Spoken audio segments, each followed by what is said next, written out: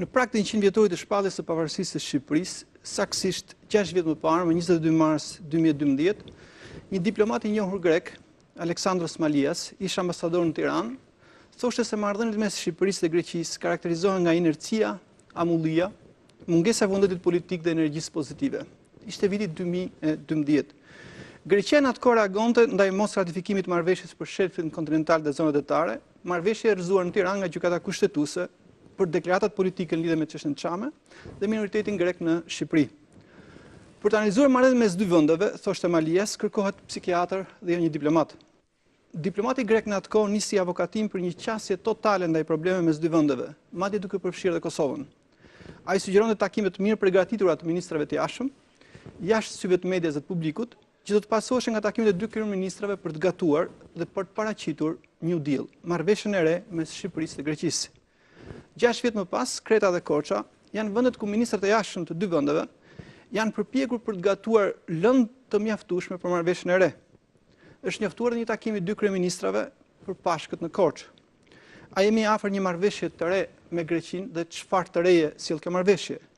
Tirana zyrtare duket optimiste, por Tirana politike nuk është në një mendje për marrëveshjen e re për detin. Ashtu si 8 vjet më parë, diskutimet mëdha pati për autorizimin apo plot fuqishmërinë e presidentit dhe opozita akuzon qeverinë për shitje territori. Betejat mes patriotëve dhe tradhtarëve, ekspertëve dhe të gjithdidurve vënë në pikpyetje në një farë mënyrë atë që është mjaft e rëndësishme në marrëveshje të tilla në mbështetjen e publikut. Shqipëria ndërkohë pret të hapë negociatat me Bashkimin Evropian. Është vit vendimtar për të mos humbur vite të tjera. A do të kemi marrëveshje të re me Greqinë dhe me Bashkimin Evropian këtë pranverë? Për këtë do të flasim sot në studio me zotin Bushati, Ministri për Europën dhe Punët e Jashtme. Zotin Ministër, faleminderit që jemi në studion e emisionit Përballë. Faleminderit për ftesën. Do ta nisja ndoshta me një konstatim që mund të bini dakord që marrëdhëniet me Greqinë në vitet e fundit kanë qenë një farë stagnacioni, përjashto takimet e nivelit lartë në konferencat ndërkombëtare apo në takimet ndërkombëtare. Tani çdo gjë duket ndryshe. Ju si e shpjegoni këtë kalim pindarik të diplomacisë shqiptare nga një periudhë ftohje në një moment që duhen zgjidhur të gjitha problemet e trashëguara dhe problemet e reja? Diskutimet e para për adresimin e çështjeve të mbetura pezull me Greqinë kanë nisur në fund të 2013-s, në fillim të 2014-s. Janë bërë edhe disa shkëmbime vizitash dhe bisedash në nivel ekspertësh dhe edhe në nivelin më të lartë diplomatik, duke pasur parasysh faktin që, siç ju e thatë në fillim të këtij emisioni, me shfuqizimin e marrëveshjes famshme të detit nga ana e gjykatës kushtetuese, ne kemi pasur një periudhë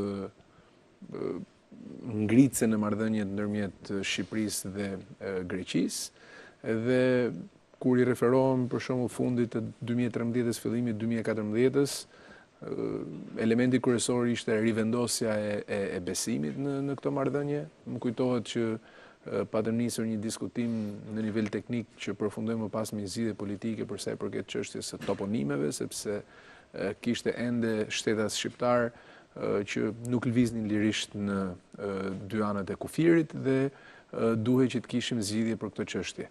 Është punuar, janë bërë disa takime, thatë qoftë në nivel dypalësh ashtu edhe në instanca ndërkombëtare, ne kemi shfrytzuar gjitha këto mundësi për të pasur biseda, janë vendosur çështjet një nga një në tryezë. Në momente të caktuara ka pasur luhatje kjo marrëdhënie, retorika, dhe në momente tjera jemi përpjekur që kohën ta përdorim më me efektivitet për të skicuar rrugëzgjidhje të mundshme. Nëse u të bëj një pyetje cinike, janë më të vështira bisedimet ose kanë qenë më të vështira bisedimet mes Bushatit dhe Kocias apo Bushatit dhe presidentit Meta? Në kuptimin e me presidentin Meta nuk negociojmë. Me presidentin Meta jemi në një skuadër dhe rolet janë të ndara. E gjithë periudha e këmbimit letrave, por edhe të konsultave, besoj se ka qenë shëndetshme për të gjithë ekipin, që se do të vazhdojnë në mënyrë figurative. Edhe kur komunikimi bëhet në mënyrë publike? Natyrisht, nuk do të kisha preferuar që komunikimi të bëhet në mënyrë publike. apo letrat bëheshin të njohura publikisht. Jo se jam kundër transparencës, por janë disa çështje të cilat shkojnë përtej interesit të qytetarëve, por tani më kjo është një çështje e tejkaluar dhe është e rëndësishme që ne të ecim përpara dhe të mbyllim një kapitull të marrëdhënieve me Greqinë për të hapur një faqe të re të historisë. Natyra e çështjeve, gama e çështjeve është delikate, janë çështje të cilat e kanë origjinën tek lufta e dytë botërore deri në ditët e sotshme, prandaj mendojmë që duhet mbyllur për të hapur një faqe të re dhe për të çliruar më shumë energji pozitive që besojmë se marrëdhënia shqiptaro-greke e ka potencialin për të çliruar këtë lloj energjie. Ekipi më parshëm negociator është kritikuar se e bëri marrëveshjen në më pak se një vit, dhe ata kishin vetëm një çështje, çështjen e detit. Ju me 2 raunde në Kretë dhe me bisedimet që përmendën, do të mendoni se do të arrini të zgjidhni në pak muaj të adresoni gjithë problematikën, siç ju keni thënë 70 vjeçare të probleme mes dy vendeve? Nuk janë 2 raunde në Kretë, bisedimet e para për këtë paket kanë nisur në vitin 2014, ndërkohë që në vitin 2016 ne kemi këmbyer nota me palën greke, ku të dyja palët kanë listuar çështjet dhe kanë skicuar gjithashtu rrugëzgjidhje të mundshme dhe pas këmbimit të këtyre notave kemi vendosur krijimin e një mekanizmi dialogu që drejtohej nga 2 ministritë e jashtme. Janë bërë disa raunde bisedimesh dhe konsultimesh, sikundër janë bërë raundet posaçme në nivel ekspertësh, ku janë analizuar jo vetëm vendimarrja e gjykatës kushtetuese, por edhe çështjet ngjashme të drejtës detit dhe jurisprudencës ndërkombëtare në këtë fushë. Dhe takimi i Kretës dhe takimi i Korçës kanë qenë takime më intensive, me pjesëmarrjen dhe me drejtimin e 2 ministrave, për t'i dhënë një shtysë të mëtejshme këtij dialogut nisur mes palëve. Jeni kënaqur me 2 takimet?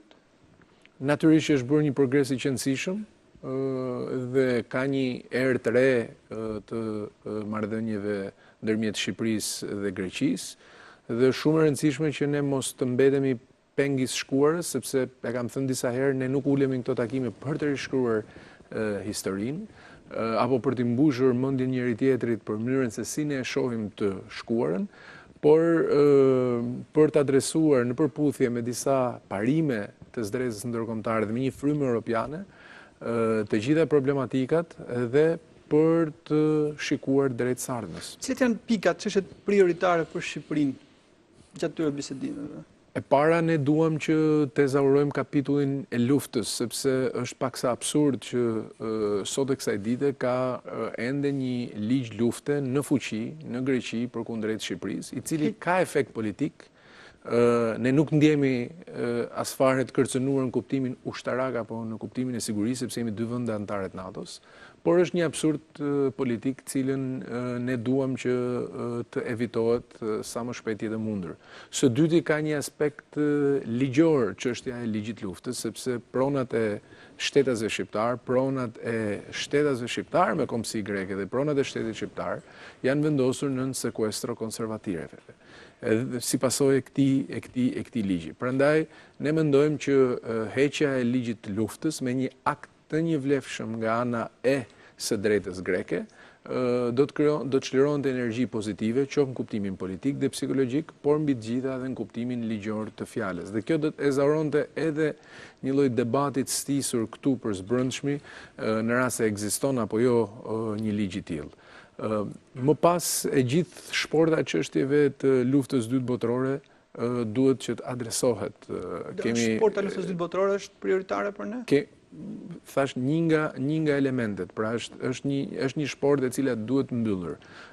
Tek shporta e luftës së dytë botërore ne kemi çështjen Çame, është çështja e rënëve grek në Shqipëri gjatë luftës italo-greke, janë çështjet e lirive dhe drejtave themelore të njerëzit, të cilat duhen adresuar në një mënyrë sa më civilizuar. Kemi shportin e dytë që është një sport e rëndësishëm, që është shporta e përditshmërisë, që ka një impakt real në jetën e qytetarëve tanë. Greqia sapo hoqi rezervën mbi vulin apostile, janë rreth 6.7 milion euro në vit shpenzuara vetëm në 2017. Vetëm vendi i Bashkimit Evropian që mbante vulin apostile për Shqipërinë. Nga qytetarët shqiptarë, dhe ne besojmë se kjo do të hap mundësi që ne të ofrojmë shërbime më të mira konsullore me kosto disa herë më të ulët, siç e bëjmë në Itali. Jemi drejt përfundimit të marrëveshjes për njohjen e patentave apo le drejtimit të automjeteve, e cila gjithashtu do t'i krijojë një frymëmarrje më të madhe shtetasve tanë, por edhe shtetasve grek, dhe do të vazhdojmë gjithashtu me çështje të tjera që kanë lidhje drejt për jetën e qytetarëve tanë që jetojnë në Greqi. Sikundër, janë çështjet që kanë lidhje me detin dhe me të gjithë regjimin kufitar.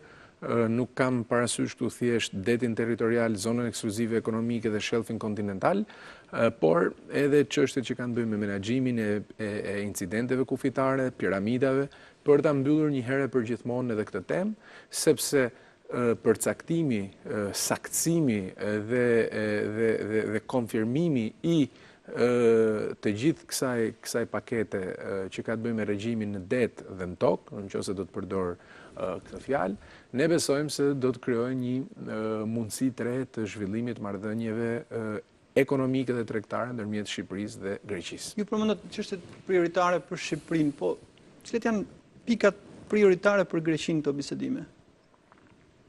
Natyrisht që prioritetet e Greqisë i përcakton vetë, le të themi, pala greke dhe ndoshta s'u takon. E ndjeni gjatë bisedimeve që, do të thënë, ata kanë prioritet një çështje që japin. Natyrisht pala greke gjithashtu ka prioritet për sa i përket mbylljes së kapitullit luftës, por në listimin e prioriteteve tek mbyllja e kapitullit të luftës, listimi nuk është natyrisht i njëjtë me palën shqiptare.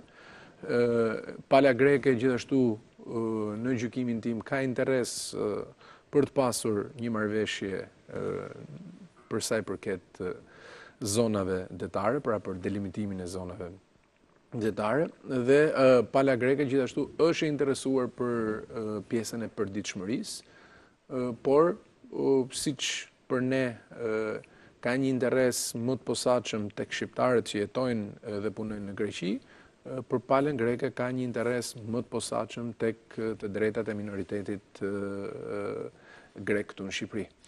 Pronat e kishës ortodokse shqiptare janë çështje ngritur nga pala greke? Nuk është një çështje që është pjesë e paketës apo të jetë diskutuar. A ka qenë krye periskopi i anullatës pjesë e negociatës? Jo.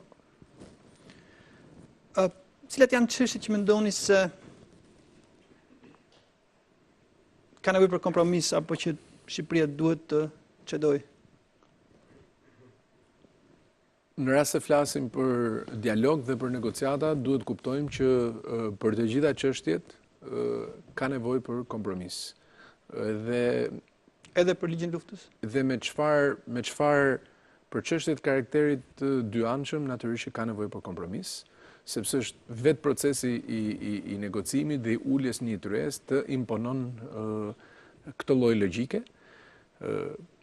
Kjo është edhe arsyeja që e kam thënë shpesh që kjo nuk është një marrëdhënie e lehtë, ka disa vite që punohet, nuk ka të panjohura për ne për sa i përket gabimeve apo gafave që janë bërë në të shkuarën apo pakujdesive që janë vënë re në të shkuarën, por natyrisht në tryezën e negociatave është e rëndësishme që të dyja palët të dalin me një shije të mirë dhe me marrëveshje të drejta dhe të ndershme.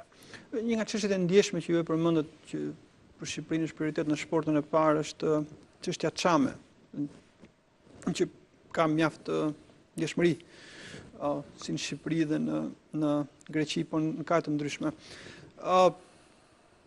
Pyetja ime në fakt ka të bëjë me një gjë që duke parë programin qeveritar të qeverisë shqiptare në 2013 në paraqitjen e programit politikës së jashtme, për herë të parë u fut çështja çame, dhe thonë që do ta trajtojmë, do synojmë trajtimin e çështjes çame në përputhje me normat e gjithë pranuara të së drejtës dhe marrëdhënieve ndërkombëtare. Ndërsa në 2017 kjo frazë nuk është më, ndërsa ju personalisht e keni quajtur këtë çështje si një çështje politike. Çfarë pritshmërisht keni për këtë çështje nga bisedimet? E para, duhet që të ritheksojmë faktin që për ne çështja Çame nuk ka lidhje me ndryshimin e kufive apo nuk ka asnjë lloj lidhje me pretendimet karakterit territorial, sepse Shqipëria i përmbahet angazhimeve të protokollit të Firencës të 25-s, i përmbahet gjithashtu angazhimeve të aktit final të Helsinkit. Është një çështje politike dhe lidhur drejt për drejt me liritë dhe drejtat themelore të njerëzit, sepse ne besojmë që përgjegjësia është individuale dhe nuk mund të jetë një përgjegjësi kolektive. Ka pasur pretendime që përfaqësues të ndryshëm të komunitetit Çam gjatë luftës kanë qenë bashkëpunëtor të nazizmit dhe për ne kjo është një përgjegjësi individuale që në asnjë lloj mënyre nuk mund të penalizojë një komunitet të nderuar. Së dyti ka të bëjë me të drejtën përkujtimore, që është një e drejtë e cila është e mishëruar edhe në një pjesë të mirë të parimeve dhe instrumentave të së drejtës ndërkombëtare në fushën e drejtave të njerëzit, që do të thotë që komuniteti Çam gjithashtu ka të drejtën për të përkujtuar dhe për të nderuar veprimtarinë e pjesëmarrësve apo aktivistëve të tyre, të cilët nuk jetojnë më apo të cilët janë deportuar në mënyra të papranueshme me Europën e ditëve të sotshme. Streti ka të bëjë me lëvizjen e lirë të këtyre personave, me mundësinë për të vizituar pronat e tyre, për të vizituar familjet apo shtëpitë ku ato janë lindur dhe në përputhje kuptohet me rregullat e qartat e Schengenit në cilet Greqia është pjesëtare. Pra, dhe ne kemi hulumtuar gjithashtu praktikat ndryshme se si vendet ndryshme të Bashkimit Evropian, por jo vetëm, e kanë adresuar këtë çështje, pra çështje të ngjashme me këtë që ne po diskutojmë, në përputhje me parimet e së drejtës ndërkombëtare. Cila praktikë është më afër kësaj çështje? Ne kemi parë praktikën për shembull të Sudetëve, ku ka disa element të ngjashëm që janë krejtësisht aplikueshëm sipas këndvështrimit tonë edhe në këtë çështje. Çështja Çam është një çështje me një ndjeshmëri shumë të lartë në athinën politike, duke pasur parasysh deklaratat e presidentit grek, por dhe të zyrtarëve grek dhe deklaratat her pas hershme të Ministrisë së Jashtme. Do të shikoni hapësirë që do të gjendet një kompromis dhe një zgjidhje, apo do të ketë probleme me të cilat do të mësohemi të jetojmë dhe nuk do të zgjidhen me Greqinë? Ne besojmë se edhe për këtë çështje ekzistojnë gjitha mundësitë që pavarësisht këndshikimeve të ndryshme që kanë palët, të gjenden formulime dhe rrugë të cilat përpiqen për të adresuar çështjen Çame. Heqja e ligjit të luftës, a nuk kupton që do të pasohet edhe nga shfuqizimi i akteve në ligjore të mëpasëm, të paktën vitet më vonë, 98 se 99? Ne natyrisht presim shfuqizimin, jo thjesht ligjit luftës, po të gjitha barrierave që kanë një lidhje të drejt për drejt me ligjin e luftës, që do të jepnin mundësi shtetësve shqiptar me kombësi greke dhe shtetit shqiptar për të gëzuar të drejtat pronësore në mënyrë efektive. Zoti Ministër, mes dy vendeve shkojmë drejt një traktati të rimijësie, drejt një marrëveshje të re, në Shqipërinë tashmë të afërt?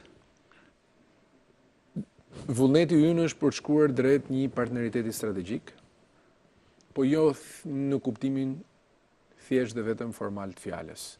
E kam ndjekur me vëmendje debatin në Shqipëri, në lidhje me traktatin e miqësisë 95-96, një traktat miqësie i cili nuk zgjidhi për hir të zvërtetës shumë prej këtyre çështjeve të cilat ne diskutojmë. Që ka qenë çështja e pronave e njohur nga traktati i miqësisë. Aty ka qenë miqësisë. çështja e pronave, ka pasur pretendime që me traktat miqësie çështja e ligjit luftës është e mbyllur apo është vënë kapak. Dhe praktika na vërtetoi që asnjë prej këtyre çështjeve nuk u adresuan. Prandaj, ne kemi përqafuar idenë e deklaratës partneritetit strategjik apo një traktati i ri strategjik me Greqinë, në radh parë si një instrument që afirmon zgjidhjen e disa çështjeve të shkuarës dhe konsiderohet si dritare për projektet e bashkëpunimit të së ardhmes. Ju më pyetet pak më parë, a do të vazhdojmë të jetojmë si fqinj, qoftë edhe me idenë që do të ketë prapë probleme mes nesh. Natyrisht, me fqinjet gjithmonë ka çështje të cilat duhen diskutohen apo çështje për të cilat jo domosdoshmërisht bie dakord, por qëllimi ynë dhe ambicia jonë është që duke shkuar drejt një deklarate tre të partneritetit strategjik apo traktat apo marrëveshje, si duam ta quajmë, të paktën çështjet themelore, kryesore që janë në interesin e të dyja vendeve të jenë të adresuara. Do të thotë, traktati, pakti, marrëveshja, kur të nënshkruhet, do të thotë që janë të zgjidhura problemet, apo mund të jetë pjesë që disa probleme lihen për të zgjidhur me vullnet mirë politik në të ardhmen? Shkojmë drejt traktatit me problemet të zgjidhura? Ne dëshirojmë që të shkojmë drejt traktatit me problemet të zgjidhura. Marrëveshja me Italinë për detin ka zgjatur 8 vjet, ndërsa tashmë me Greqinë, përveç marrëveshjes me detin, janë dhe problematika historike dhe aktualiteti. Çfarë ju bën të themi optimist që thoni do të shkojmë probleme të zgjidhura kur koha nuk duket që është shumë mjaftueshme për t'i dhënë zgjidhje totale problemeve të reja dhe të vjetra? Tek çështja e përcaktimit apo delimitimit të zonave detare me Greqinë, mendoj se çështja më e rëndësishme është çështja e vullnetit politik.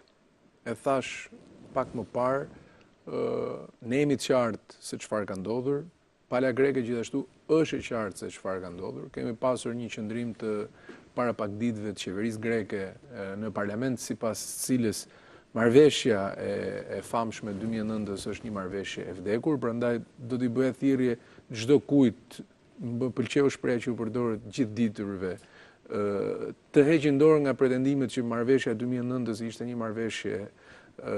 marrëveshje e mirë dhe sot tregojnë me gishtë vendimin e gjykatës kushtetuese, sepse në kuptimin ligjor të fjalës ajo marrëveshje nuk ekziston, ka pushuar së ekzistuari që në momentin që gjykata kushtetuese e ka shfuqizuar.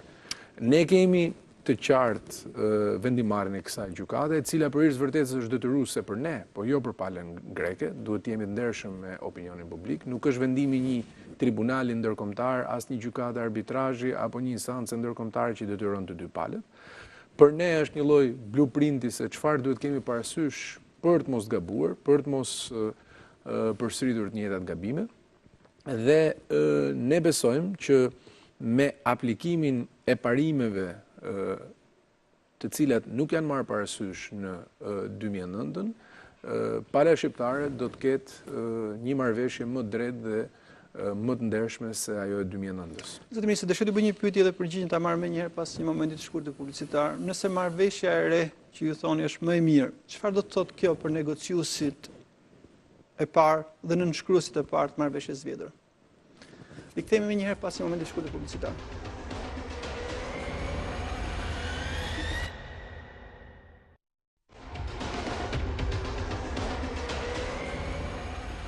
Jemi rikthyer në emisionin Përballë me Ministrin për Europën dhe Punët e Jashtme, zotin Lutfi Bushati. Zoti Ministër, pyetja para momentit publicitar ishte që nëse marrëveshja e re që ju thoni është më e mirë,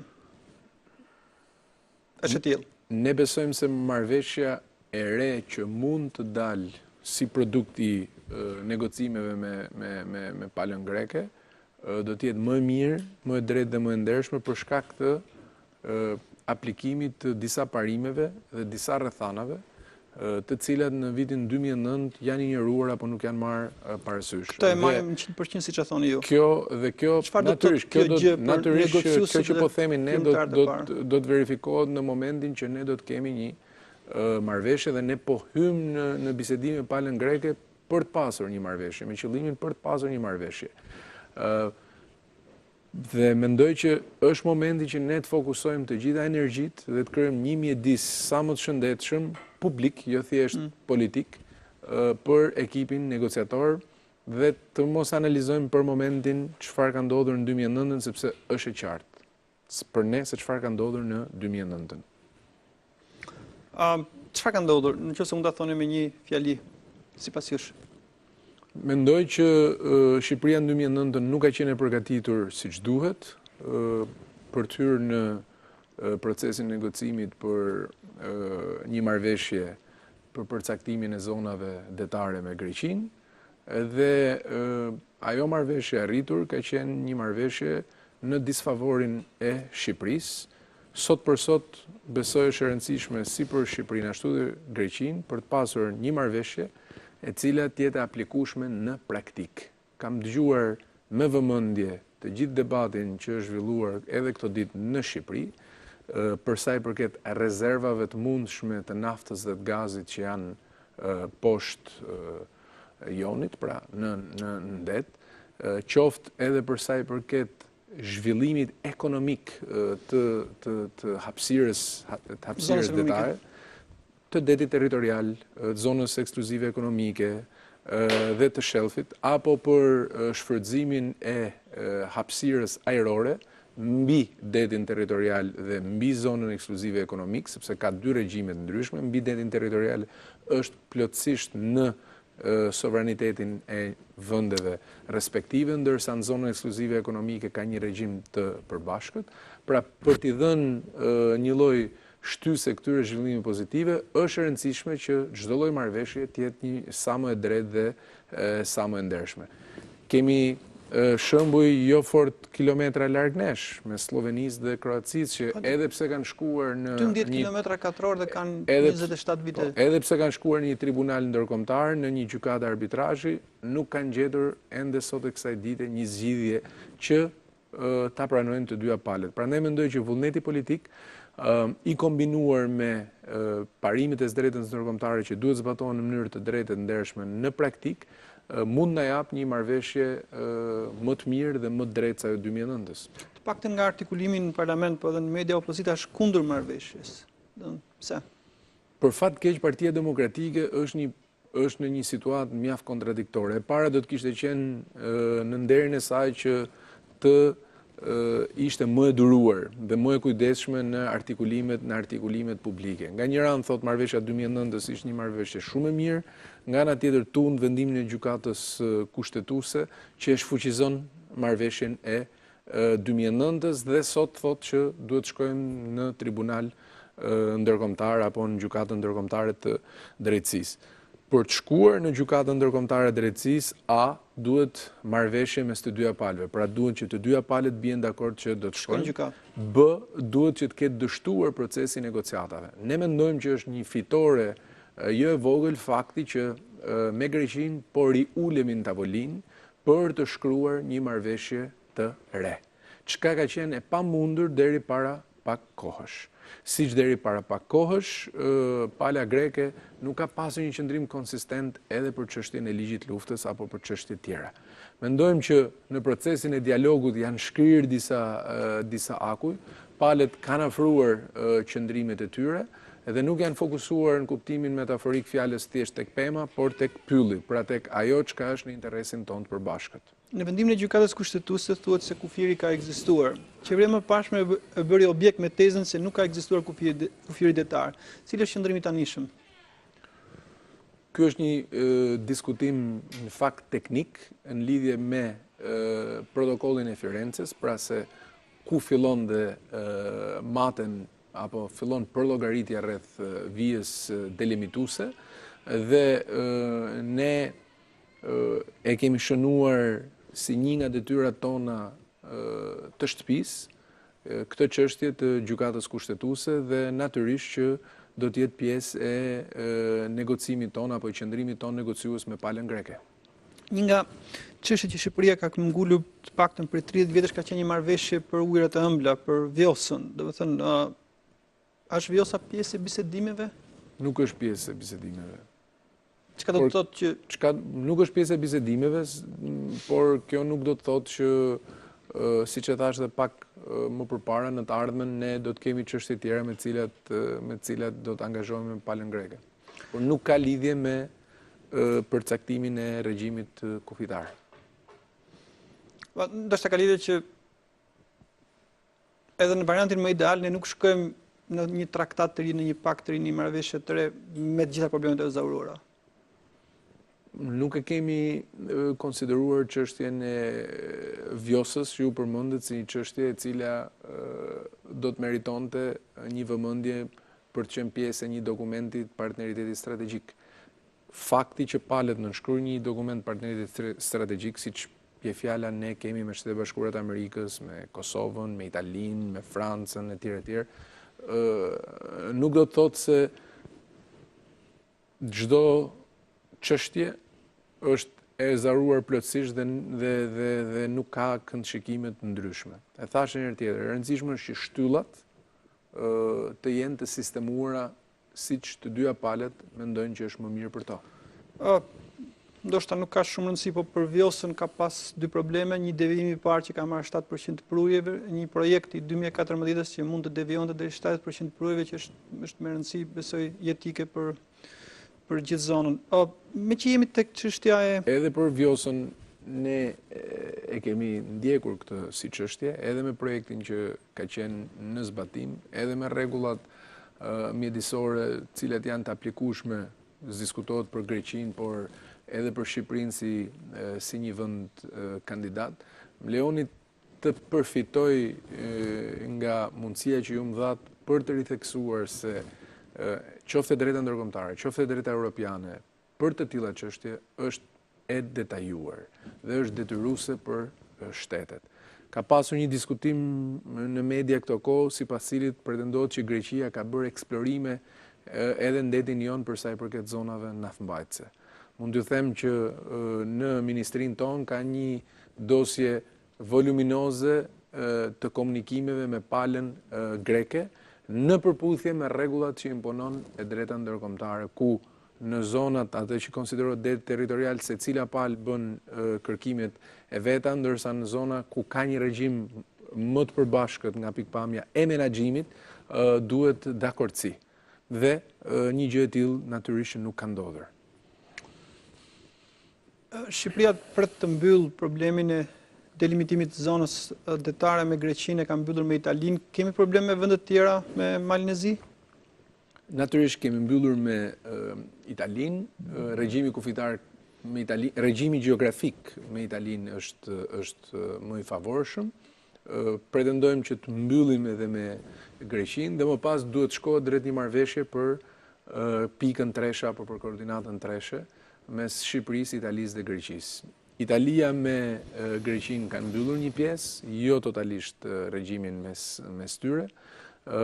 Pra, puna vazhdon, ndërkohë që me Malnezi do duhet që të bëhet në të ardhmen. Kam parasysh në bisedimet e para ka qenë një kablogram e ambasadës amerikane mjaft i qartë për ndjeshmërinë e palës greke që të mos kishte të huaj të përfshirë në çështjet e bisedimeve dypalëshe. A ka asistencë të huaj në grupin negociator shqiptar? Gjatë gjithë këtyre viteve kemi pasur ekspertizë, kemi pasur një konsulencë të një kompanie ligjore amerikane fillimisht, ka pasur një projekt në lidhje me hartat, në lidhje me koordinatat, të mbështetur nga konsulencë norvegjeze për sa i përket institucioneve relevante shtetërore, sikundër nga ana jon ka pasur konsultime edhe me partner për jo thjesht për leximin që është bërë vendimarrjes të gjykatës kushtetuese, por edhe për të konsideruar, për të hulumtuar mënyra të ndryshme se si kjo çështje mund ta ndresojë në të ardhmen. Ka një shprehje nga zona e Shkodrës, diku në zonë rrotull, siç duken vathat janë afër pashkët. Me afrimin e pashkëve, çfarë lajmi prisni të ketë në Korçë këtë radhë? Në kuptimin politik, është i konfirmuar takimi i dy kryeministrave? Po punohet për një takim të dy kryeministrave, ka pasur një takim në Davos dhe po punohet për një vizitë të kryeministrit grek në Shqipëri. Besojmë se është një lajm pozitiv që konfirmon progresin në marrëdhëniet tona dypalqe dhe shpresojmë që të ecim me lajme pozitive në të ardhmen. Filozofia jonë ka qenë filozofia hapave të vegjël, ecjes me hapa të vegjël. Pra, nuk është se në një moment caktuar si me magji do të zgjidhen gjitha çështjet, sepse duhet jemi realistë, jetojmë në Ballkan mesdhe dhe fqinjet gjithmonë kanë se çfarë të ndajnë me njëri tjetrin dhe kanë edhe se për çfarë të debatojnë, por është e rëndësishme që të nënvizojmë që ka një klimë mirë kuptimi dhe të dyja palët jemi të përqendruar për të fituar historinë e sardhmes dhe jo për të rishkruar atë që kemi lënë pas. Një pyetje e fundit për ta mbyllur kapitullin e çështjes me Greqinë. Vendimi i gjykatës kushtetuese e imponon transparencën në këtë proces dhe si arrini që të mbani një balancë midis detyrimit për të zbatuar vendimin e gjykatës për të qenë transparent dhe diskrecionit nevojshëm për ta mbyllur këtë marrëveshje? Kjo është një pyetje që është nga ato pyetjet 1 milion euro që thuhet rëndom nëpër biseda apo nëpër filma ndryshëm. Është një çështje shumë e rëndësishme ku natyrisht për ne ka 3 komponentë të rëndësishëm. Është ligji, qoftë ai ndërkombëtar apo qoftë e drejta e brendshme, është opinioni publik që duhet të jetë informuar dhe duhet të marrë garancitë e nevojshme që ne po ecim në rrugën e dur dhe natyrisht është edhe pala tjetër me të cilën ne negociojmë apo do të negociojmë. Nëse rikthehemi së fundmi në prag të traktatit, paktit, marrëveshjes së re me Greqinë, do të çfarë elementi të ri ose elementesh të rinj priset të shikoni në këtë traktat?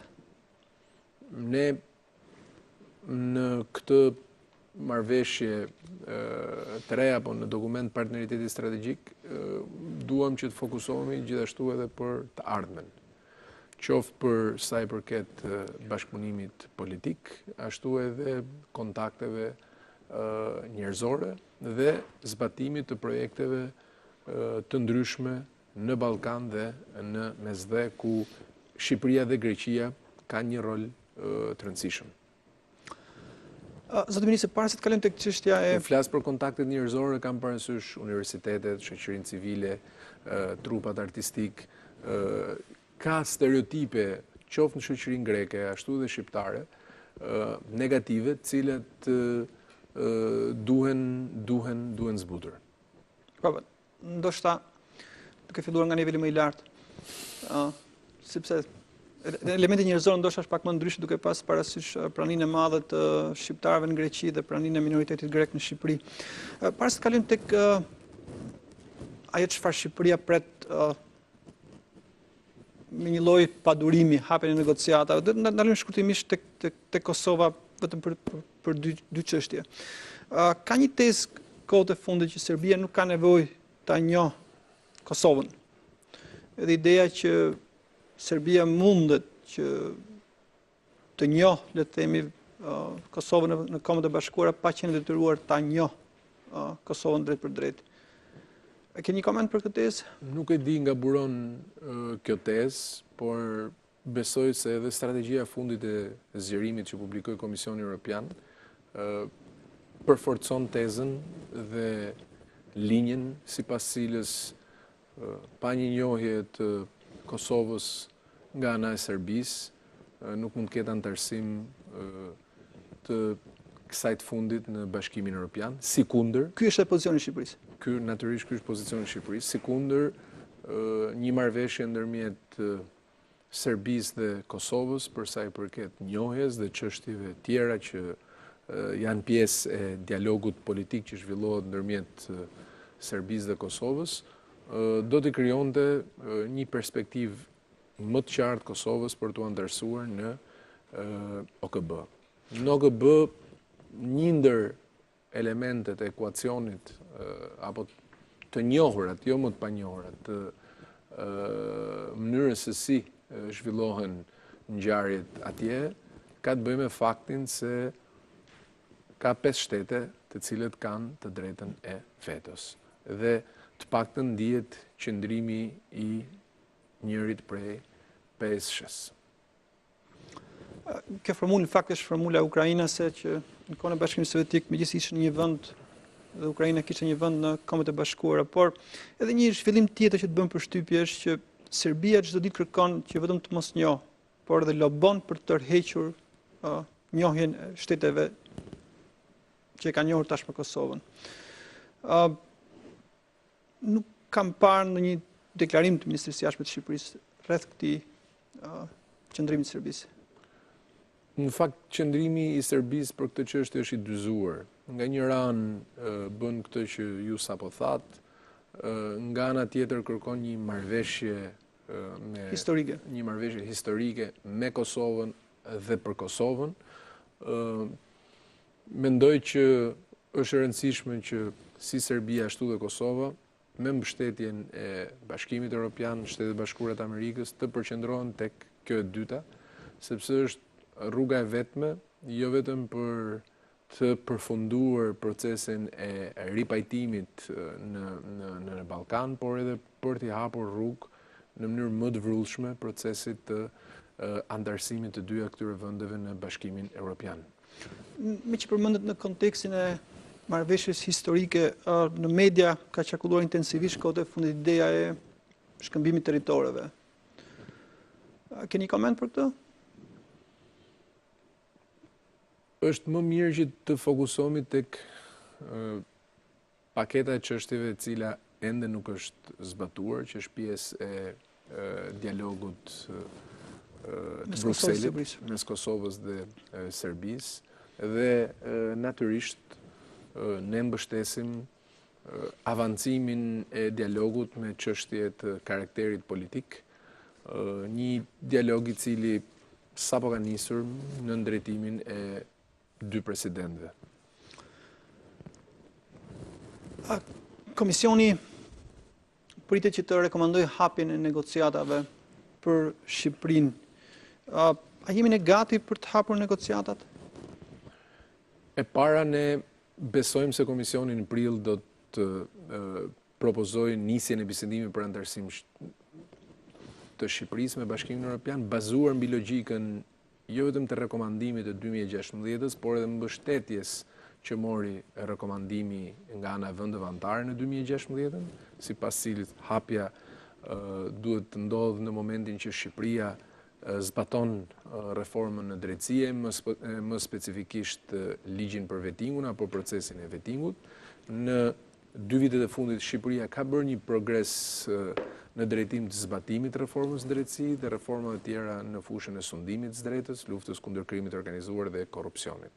Kur themi a jemi gati, gjithmonë ka fusha ku mund bëhet shumë më tepër, dhe ne po flasim për nisjen e një procesi, nuk po flasim për përfundimin e tij, dhe mendoj që nisja e bisedimit për antarësim do të jetë një motivim edhe më i madh, jo thjesht për qeverinë dhe instancat shtetërore, por për gjithë shoqërinë për të vijuar procesin e demokratizimit dhe transformimit. Do të jetë një augur besoj mirë për opozitën, për shoqërinë civile, për median, për biznesin, sepse të gjithë përfitojnë nga ky proces. Por natyrisht klima për procesin e zgjerimit, pavarësisht se për herë të parë që nga samiti Selanikut i 2003-shit ne kemi një strategji të Komisionit Evropian për procesin e zgjerimit, sepse deri para pak kohësh konsiderohej në vdekje klinike procesi i zgjerimit nga një pjesë e vendeve anëtare të Bashkimit Evropian,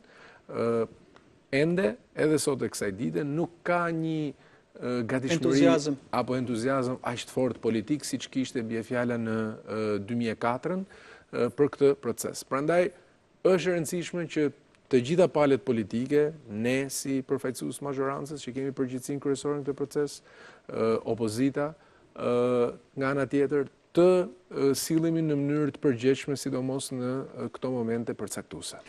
Zoti Ministri, ju e thatë që hapja e negociatave nuk është mbarimi, por zhvillimi i një procesi që ndoshta mund të marrë vite, 7 apo 10 vite apo diçka më shumë.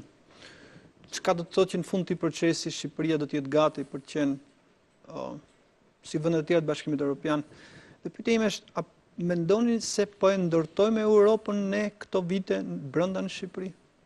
Kjo është një pyetje shumë e drejtë dhe bën shumë herë më tepër sens se sa gjithë debati shpesh steril në lidhje me kapitujt, në lidhje me X apo Y standard, X apo Y ligj. Mendoj që ky është një proces udhëtimi i brendshëm dhe ka hapa pozitiv, ka hapa solid dhe çështje ku mund të thuhet pamdyshje që Shqipëria ka rritur pikën e moskthimit pas. Sikundër ka çështje për të cilat ne na duhet shumë më tepër vullnet dhe çështje për të cilat ne na duhet shumë më tepër kurajo për t'i përballuar. Besoj se është bërë një punë voluminoze dhe nuk ka të krahasuar ndoshta edhe me vende të tjera për sa i përket reformës në drejtësi. Frytet e para po vinë, qoftë edhe fakti që gjyqtarët në niveleve të larta apo prokurorët në niveleve të larta i shmangen përmes dorëheqjeve procesit të vettingut, do të thotë që presioni i opinionit publik i kombinuar edhe me ekspertizën ndërkombëtare dhe me vullnetin politik po jep frytet e para. Ka një vendosmëri për të bashkëpunuar me agjencitë ndërkombëtare për sa i përket luftës kundër krimit organizuar dhe korrupsionit. Nuk janë çështje thjesht dhe vetëm shqiptare. Duhet të luftojmë perceptimin negativ që është përgjithsisht për Shqipërinë apo për kriminalitetin shqiptar në përgjithësi dhe këtë çështje duhet vijojmë ta përballojmë me kurajo të shtuar. Ka më shumë transparencë, ka më shumë afri me Bashkimin Evropian gjatë gjithë këtyre viteve, sikundër ka edhe më shumë ambicie nga ana jonë dhe më shumë padurim.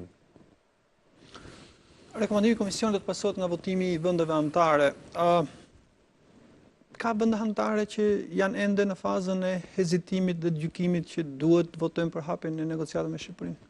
Sot për sot qëndrimi i vendeve anëtare natyrisht që është në pritje të asaj çka do të propozojë Komisioni Evropian.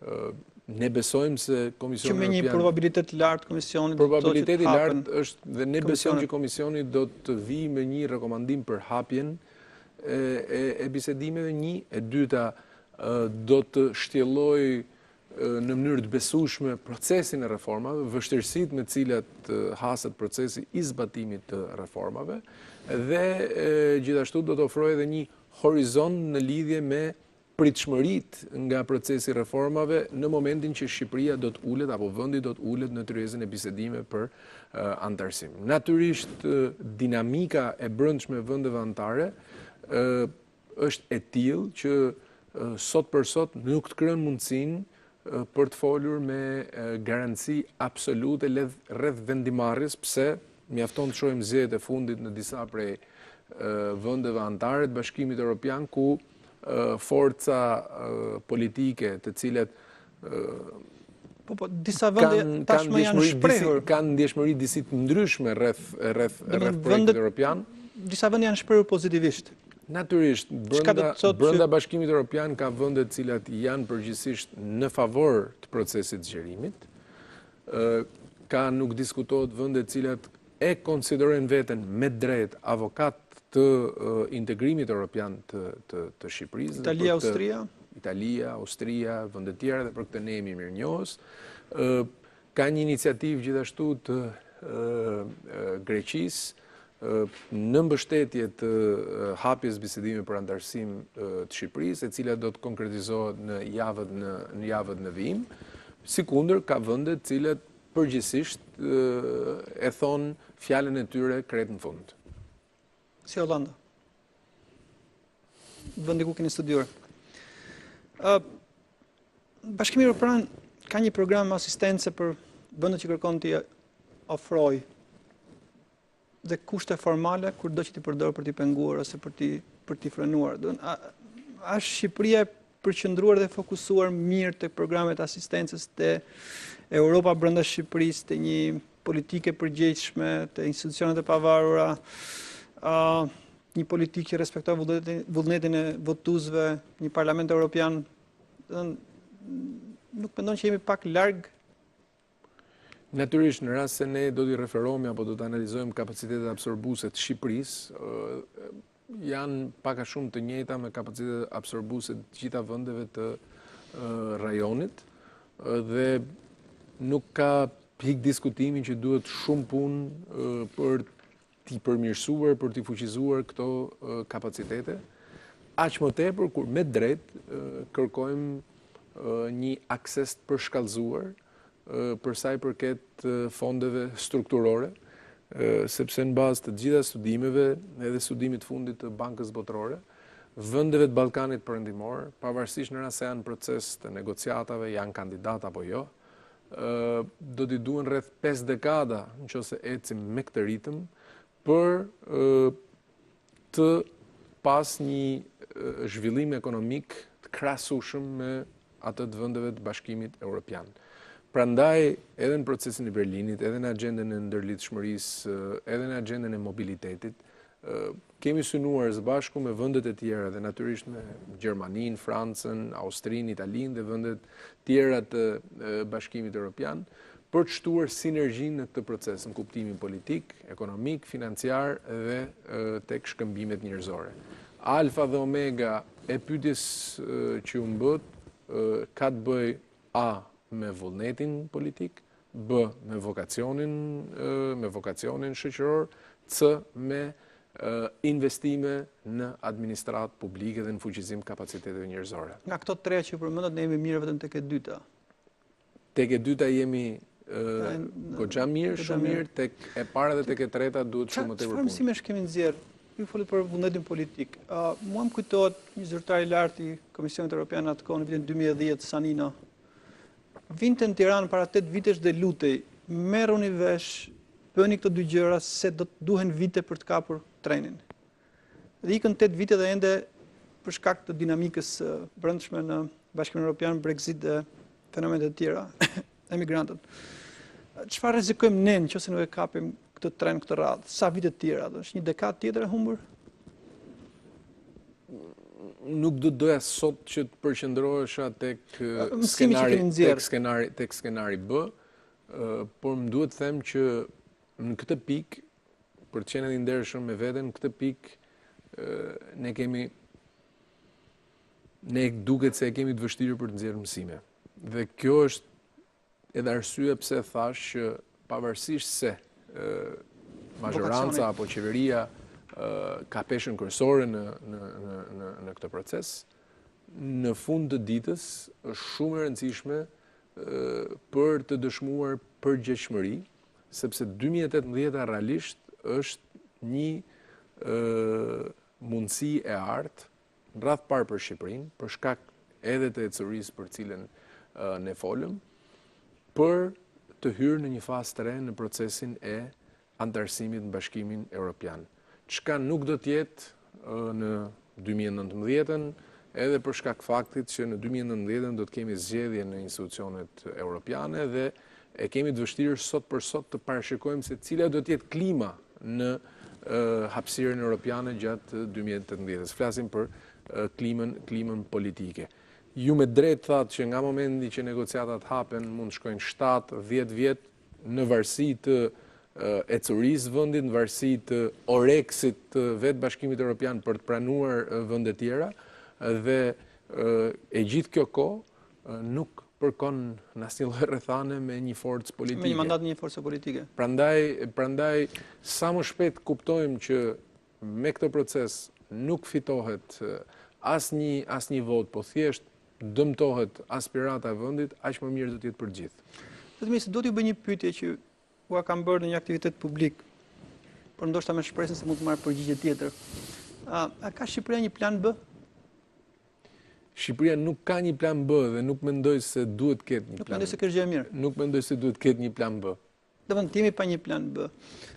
nuk shoh një plan B për transformimin demokratik, për transformimin shoqëror. Fuqia shoqëror. transformuese e Afrikës së Veriut nuk Edhe vende të tjera të cilat kanë një marrëdhënie të ngushtë, le të themi me Rusinë, bie fjala. Siç është rasti i Serbisë, nuk mendoj se qytetarët serb e shohin Rusinë si model për sa i përket stilit jetës, për sa i përket mënyrës se si ndërtohen institucionet demokratike, për sa i përket lirive dhe drejtave themelore të njeriut. Pra, që ju përmendët që era fjala, pritet shumë për ndikimin rus në Ballkan, dhe jemi në pak minutat e fundit, 2-3 pyetje, ndoshta mund t'i konsumojmë shkurt. E ndjen Shqipëria ndikimin rus në Ballkan? Natyrisht që ka ndikim rus në Ballkan, Rusia ka qenë... Jo, flas për Shqipërinë. Në Shqipëri nuk kemi të njëjtën shkallë që shohim në për disa vende të tjera të Ballkanit Perëndimor, por më lejoni të jemi drejt për drejt për këtë çështje. Ne nuk shohim prezencën ruse në Ballkan si kërcënim vetvete. Prezenca ruse në Ballkan dhe ne duam që gjithashtu të kemi... Çfarë marrëdhëniesh duam me Rusinë? Ne duam që të kemi marrëdhënie normale me Rusinë, sepse sot për sot situata është anormale. Rusia është një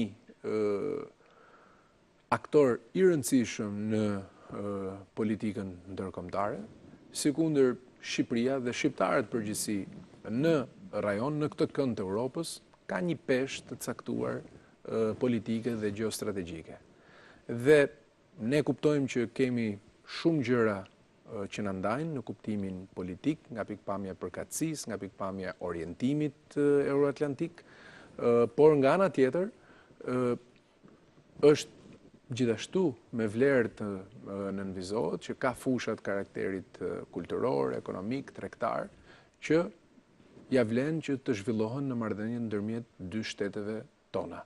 Dhe prezencën ruse në Ballkan si prezencë natyrisht që nuk ka pse ta shohim si kërcënim, por nga ana tjetër, siç tregoi rasti i Malit Zit, duhet tregosh të kujdesshëm aktivitetin frenues për sa i përket ecurisë euroatlantike të vendeve të rajonit e shohim me shqetësim, siç është edhe rasti që ju përmendet me Malin e Zit. Dy pyetje të fundit që mund të kusojmë shumë shpejt. Kina është një aktor i rëndësishëm tashmë në rang global dhe investitori numër 1 në Shqipëri. Si sheh Shqipëria marrëdhëniet me Kinën? Çfarë perspektive ka? Dhe a ka shqetësime për praninë e rritur ndjeshëm të ekonomike? Natyrisht Kina ka një prezencë ekonomike në Shqipëri dhe në rajonin tonë. Mbase me drejt Ministri i Jashtëm Gjerman Sigmar Gabriel thotë që sot për sot Kina është... Ish Ministri i Jashtëm. Ndetyrë. Që Kina thotë është vendi që ka një strategji më të qartë dhe më afatgjatë edhe nga mënyra se si ushtron politikën e jashtme. Interesi ynë është për të vazhduar dhe për të thelluar bashkëpunimin dhe për të shfrytzuar sa më shumë potencialin ekonomik të kësaj marrëdhënie, por nga ana tjetër, qëndrimi i qartë i shtetit shqiptar, i shoqërisë shqiptare dihet për sa i përket vokacionit tonë euroatlantik. Zotë Ministri, shumë faleminderit që ishte sonte në emisionin Përballë në televizionin publik. Shumë faleminderit për jush. Të nderuar shikues, ky ishte emisioni Përballë, bashkë të shikojmë javën e ardhshme. Natë e mirë.